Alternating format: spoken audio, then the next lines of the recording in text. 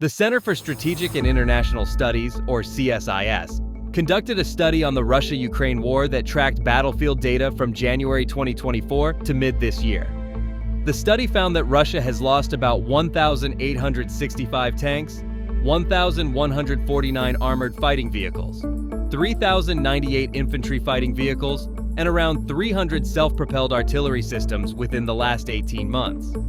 According to Foreign Policy, even though Russia continues to produce new tanks, its factories cannot keep up with the rate of battlefield losses. Analysts estimate that Russia loses around 16 tanks and artillery cannon barrels for every one it produces each month. How did one of the world's largest armies end up losing equipment faster than it can replace? One major reason is the impact of Western sanctions. These restrictions began after Russia annexed Crimea in 2014, when many countries started limiting exports of military-related goods. The full-scale sanctions were implemented in 2022 after Russia launched its invasion of Ukraine. In the United States, sanctions are authorized under laws such as the Export Control Reform Act and the International Emergency Economic Powers Act, or IEEPA. The European Union enforces similar rules through Council regulations, and other allied countries have comparable frameworks. In this case, the United States, the European Union, the United Kingdom, Japan, and several partners banned the export of dual-use materials to Russia.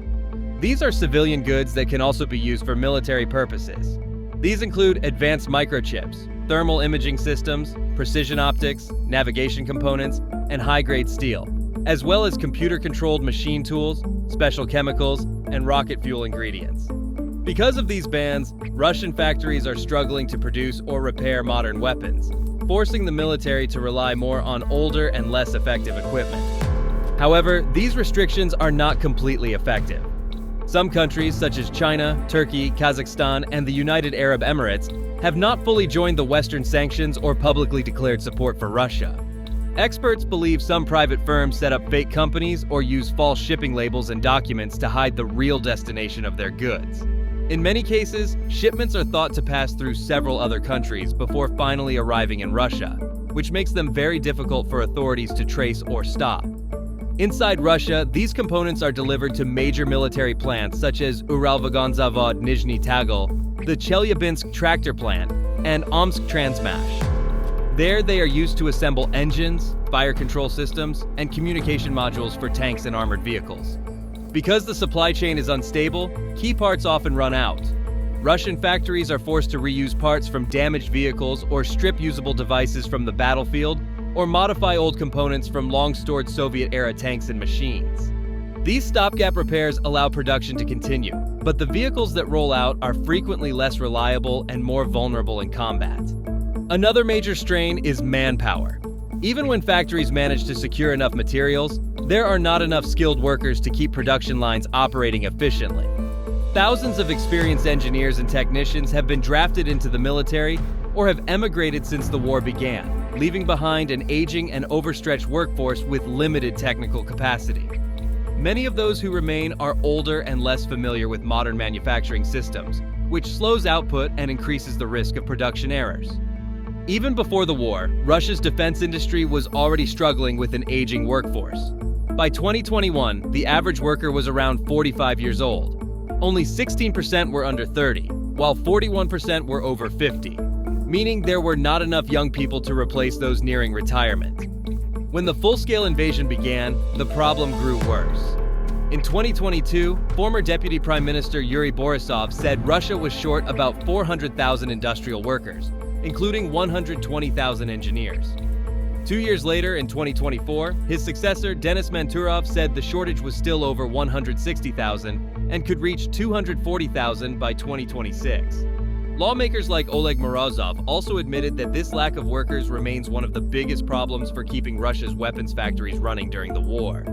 This nationwide shortage forced many factories to push their remaining workers harder.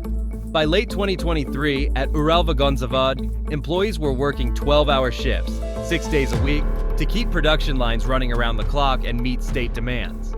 According to one union leader, the extended shifts were introduced under measures tied to Russia's so-called special operation in Ukraine, following a directive issued by President Vladimir Putin in August 2023 that allowed defense factories to increase working hours without employee consent. According to defense analyst Pavel Luzin, this combination of worker shortages, aging staff, lack of materials, and continued mobilization makes it difficult for Russian authorities to expand arms production significantly without further declines in quality and overall output. But of course, it didn't start like this. Russia has long been known for having one of the largest armored forces in the world. So when it launched its full invasion in 2022, it was expected to deploy a massive amount of firepower. For decades, the old Soviet factories had produced thousands of tanks and fighting vehicles, giving Moscow a huge reserve that became an early advantage. According to estimates, Russia had between 10,000 and 17,500 tanks in total, with about 3,300 to 4,000 ready for battle, and the rest kept in long-term storage across the Ural Mountains in Siberia. At that time, Russia's main frontline tanks were the T-72, T-80, and T-90. The T-72 was the most common model, a simple and strong tank built since the 1970s with a large 125mm gun. The T-80 was faster and used a gas turbine engine, which made it powerful but expensive to run. The T-90 was Russia's most modern tank, built with stronger armor and better targeting systems. Altogether, the army had about 2,100 T-70s, 500 T-80s, and 400 T-90 ready for combat. Along with these tanks, Russia's armored forces also included many other vehicles. It had BMP infantry fighting vehicles that carried soldiers into battle while giving them protection, BTR armored personnel carriers that moved troops across rough terrain, self-propelled artillery and rocket launchers for long-range fire, and anti-air systems such as Strela 10 and Tunguska that protected its columns from drones and aircraft. All of these machines together formed a massive armored fleet that many analysts believed would give Russia a strong advantage at the start of the war. That's what they thought, because we all know that even the biggest stockpiles can be used up, especially when production is struggling. Sanctions, manpower shortages, and supply problems all took their toll. By mid-2023, Russia's once powerful image started to soften. The most modern tanks, such as the T-72B3 and T-90M, had been largely used up, and what remained in storage were decades-old models like the T-62 and T-55. Many of these were missing engines, optics, or armor plates after years of neglect. By late 2023, the quality and survivability of Russia's armored units had declined sharply. The Battle of Vuhledar showed how serious the problem had become. According to Ukrainian officials, Russia lost at least 130 tanks and armored personnel carriers in just 3 weeks of fighting near the mining town of Vuhledar. It was described as the biggest tank battle of the war and a clear setback for Moscow's offensive. Both sides used tanks in combat, but Russian armored columns often advanced in tight formations across open ground, making them easy targets for Ukrainian artillery and anti-tank missiles. Drone footage later showed the wreckage of Russian tanks scattered across open fields, many destroyed by mines or precision strikes. Reports noted that Russia lacked experienced tank commanders, and many of the soldiers involved were newly conscripted and had little training in countering Ukrainian ambush tactics.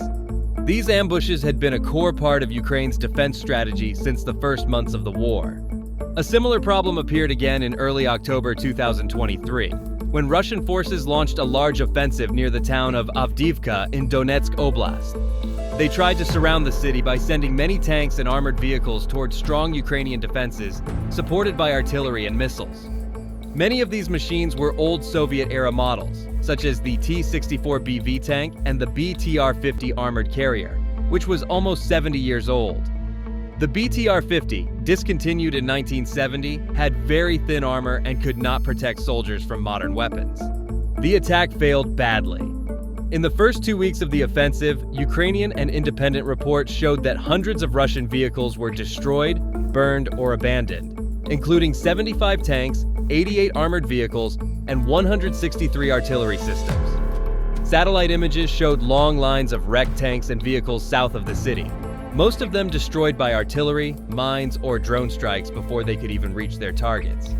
Analysts said this showed once again how Russia's reliance on outdated Soviet vehicles led to one of its most costly defeats of the war. But it was not only the machines that were being lost. The same pattern was seen among the people commanding and operating them, the soldiers themselves.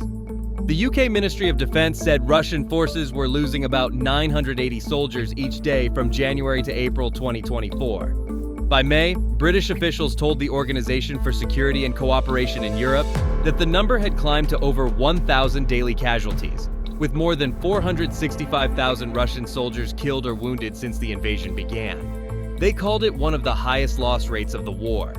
By early 2025, experts said Russia had lost more than 700,000 soldiers who were either killed or wounded. To keep its army fighting, the government kept short-term recruits. But reports from the Center for Naval Analyses say Russia's shrinking population and small pool of eligible men make it harder to replace the losses. Many of the new troops get only basic training and are sent into battle using old or damaged tanks and vehicles. They face Ukraine's accurate artillery, drones, and Western anti-tank weapons. Because they lack strong infantry support and good air defense, Russian forces keep losing both soldiers and equipment. In simple terms, Russia is losing machines faster than it can replace them because it started the war with large but aging reserves and has now nearly exhausted them. Sanctions and supply shortages prevent the production of modern replacements, while drones, mines, and precision weapons destroy what remains.